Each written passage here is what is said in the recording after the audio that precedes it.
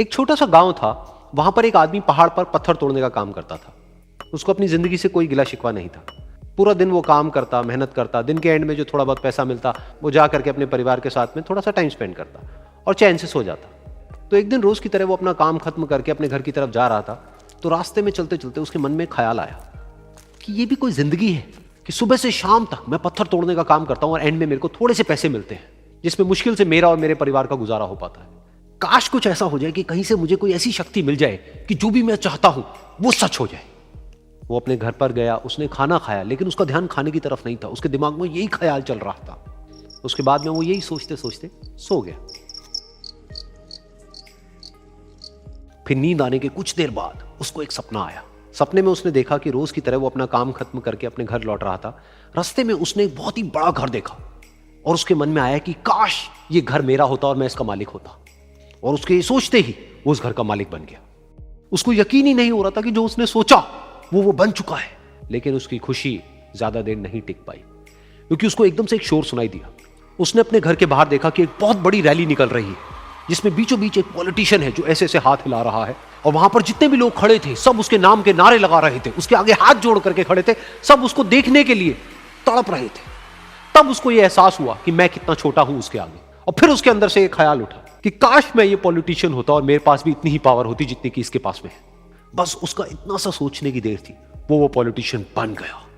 उसकी खुशी का ठिकाना नहीं था, क्योंकि उसके आसपास में हजारों लोगों की भीड़ थी और सब उसको देखने के लिए तरस रहे थे, तड़प रहे थे। लेकिन उसकी ये खुशी भी ज्यादा देर नहीं टिक पाई।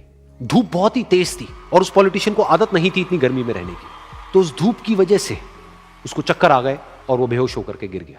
फिर उसको एहसास हुआ कि ये पॉलिटिशियन सबसे ताकतवर नहीं है, ये जो सूरज है ये सबसे ताकतवर है। और उसके मन में आया कि काश मैं ये सूरज बन जाऊं तो मेरे आगे कोई नहीं टिक पाएगा। और उसका इतना सा सोचने की देर थी और वो सूरज बन गया। और वो खुशी से पागल हो गया, क्योंकि पूरी दुनिया को वो ही रोशन कर रहा था और पूरी दुनिया में ऐसा कोई नहीं था जो कि उसकी रोशनी को रोक सके। लेकिन उसकी ये खुशी भी ज्यादा देर टिक नहीं पाई, क्योंकि कुछ ही देर बाद आसमान में कुछ काले बादल आए जिन्होंने कि उस सूरज की रोशनी को रोक दिया। फिर उसको यह एहसास हुआ कि इस दुनिया में ऐसा भी कोई है जिसमें दम है उसकी रोशनी को रोकने का। और उसके मन में एक ख्याल उठा कि काश मैं वो बादल बन जाऊं। और वो बादल बन गया और आसमान में उड़ने लगा। उसको ऐसा लगा कि मैं आसमान में उड़ रहा हूं और अब मैं जहां चाहे वहां जा सकता हूं। लेकिन कुछ देर बाद वहां पर एक बहुत तेज हवा का झोंका आया जो कि उन बादलों को उड़ा करके ले गया। और फिर उसे ये समझ आया कि ये जो बादल हैं वो सूरज की रोशनी को तो रोक सकते हैं, लेकिन हवा को नहीं रोक सकते। ये हवा उनको बहा करके ले जाती है। फिर उसके मन में आया कि काश मैं ये हवा बन जाऊं। और वो हवा बन गया। हवा बनने के बाद में उसको अपने अंदर एक अलग ही ऊर्जा का अनुभव हुआ।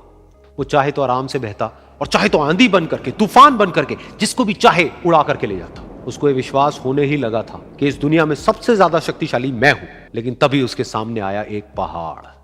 उसने अपनी पूरी ताकत लगा दी, लेकिन उस पहाड़ को वो इतना सा भी नहीं हिला पाया। तब उसको यह एहसास हुआ कि इस दुनिया में कोई है जो हवा से भी ज्यादा शक्तिशाली है, जिसमें दम है उस हवा को रोकने का। फिर उसके मन में आया कि काश मैं ये पहाड़ होता। और वो पहाड़ बन गया। लेकिन हर बार की तरह इस बार भी उसकी खुशी ज्यादा देर तक नहीं टिक पाई। उसको एक जानी पहचानी सी आवाज सुनाई दी और साथ ही साथ उसको दर्द होने लगा, जैसे कि कोई है जो उसको तोड़ रहा है, उसको मार रहा है।